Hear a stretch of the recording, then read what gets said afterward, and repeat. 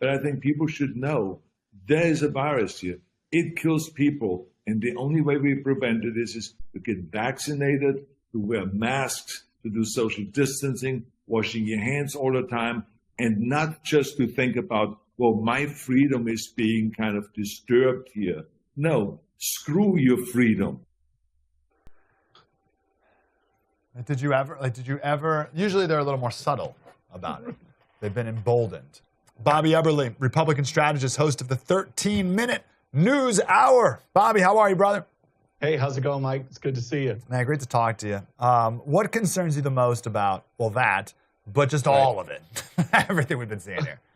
You know, yeah, it's like, where do you start? But that clip is just, I mean, it speaks volumes. It's so short, but we saw this, and I talked about it when we had the lockdowns. It's like an opening. It's like just this open door for power and control. And when people get that, they don't want to get rid of it. So he says, screw your freedom. That's exactly right. That's what the left wants. It's a little surprising to be coming out of Arnold Schwarzenegger, but still, I mean, what they're going to do, remember, this is a disease that for most people is 99.9% preventable. You're never going to get rid of it. It is a version, a derivation of the flu, and the flu is always around. This will likely always be around, but this whole idea that we can't have a single case, remember, 2 weeks to stop the spread, 15 days to stop the spread. Now it's this mentality that we have to wear this armor, basically, masks, and can't go anywhere until the whole thing is eradicated forever. It's 99.9% preventable.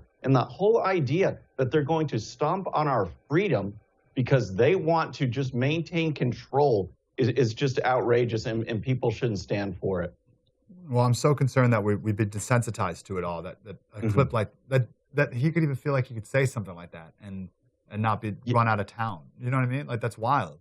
Yeah. So in the last segment we talked about, everyone said this sentence before, like, it won't stop until we stop it.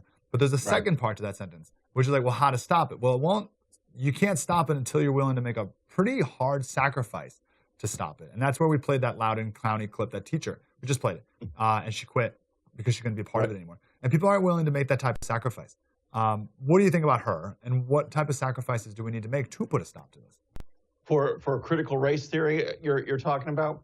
It's all the same, right? I mean, yeah, it's just all the madness. Exactly right. It's this onslaught. And that's the thing, is there's not enough people stepping up, Mike, but I think there are more. You see this when you see these clips that go viral on YouTube and other platforms of people speaking out at these school board meetings, people taking a stand. I think for too long, people didn't realize how entrenched and in love with government that the Democrats and the left are. They know that that's their vehicle for control. So they will run for any position out there under the sun. It doesn't have to be something big like Congress or Senate.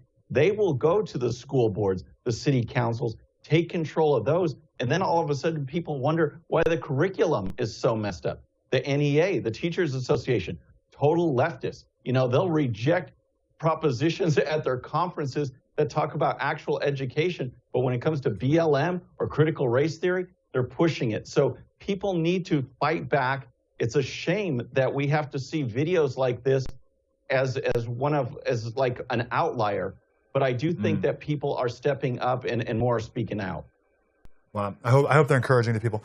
Yes. So we're in California. We're focused on the Gavin Newsom recall coming up on September 14th. That's the focus of our special tomorrow. So I haven't been able to really get my brain ready for 2022 yet.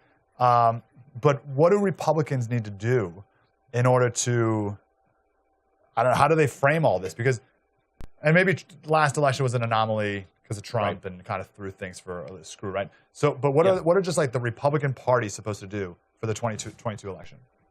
All right, well, there's a couple things right there. And like you said, yeah, this last one was an anomaly because you go back to February of last year, the economy is roaring along, and Democrat, Republican, it really doesn't matter when the economy is that strong and things are looking that good.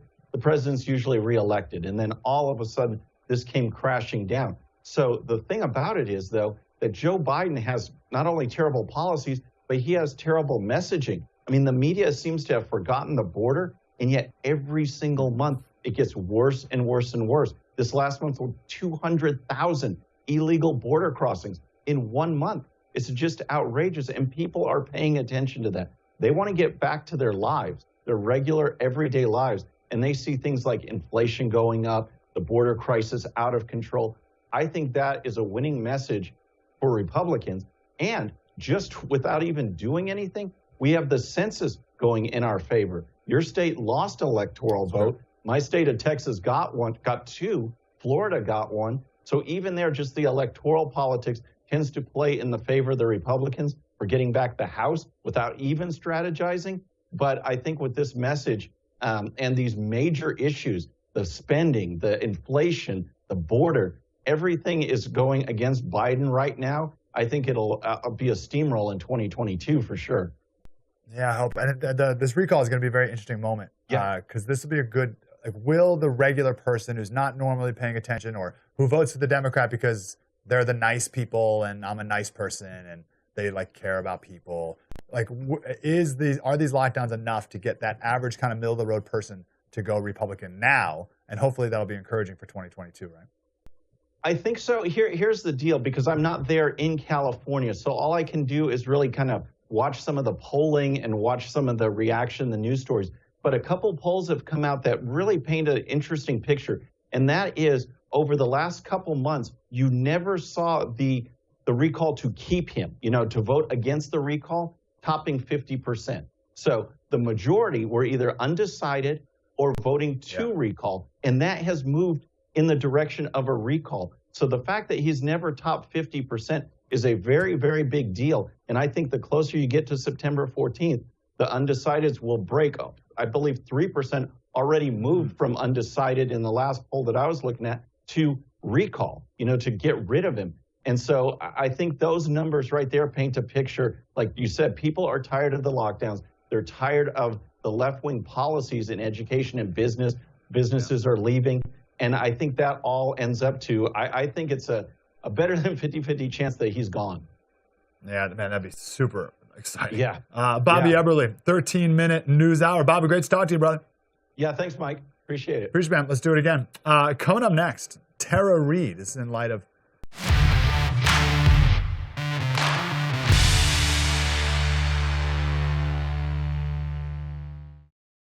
Okay, friends, thanks so much for watching. And before you go, please hit that subscribe button, hit that bell so you'll be notified. And here's a special video just for you so you can watch even more of the 13-minute news hour. And don't forget to check out GOPUSA.com for the best in conservative news and commentary. We'll see you next time.